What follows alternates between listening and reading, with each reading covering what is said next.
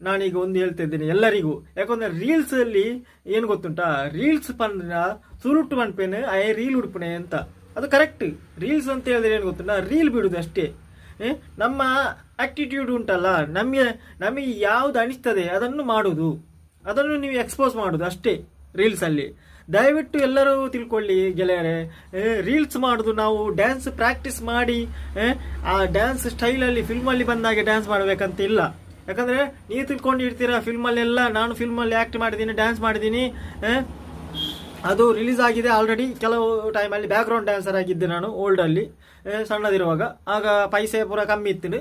ಅವಾಗ ಪೈಸೆ ಇತ್ತಿನ ಕ್ಲೀನತ್ತ ಹೀರೋ ಮಣ್ಪುಣೆ ಇತ್ತದ ಕಾಲಡು ಅಂಚಾದ ಎಂಕ್ಲೆ ಪೈಸೆ ಇದ್ದಂದಾಗ್ಲೂ ಪೂರ ಪಿರೋನು ಅಳಿಪೇರೆ. ನಾನು ಹಾಗೆ ಡ್ಯಾನ್ಸ್ ಮಾಡಿದ್ದೀನಿ. ನಮಗೆ ಅಂತ ಹೇಳಿದ್ರೆ ಆ ಟೈಪ್ ಏನಂತರ ಒಂದು ಸಾಂಗಿಗೆ ಒಂದು ಇದಕ್ಕೆ 5 ನಿಮಿಷ 10 ನಿಮಿಷಕ್ಕೆ ಟೇಕ್ ಇರ್ತದೆ. ಎಲ್ಲ cut cut cut cut cut ಮಾಡಿ ಮತ್ತೆ ಸಾಂಗ್ ಅನ್ನು ಜೋಡಿಸಬಹುದು ಅಲ್ವಾ.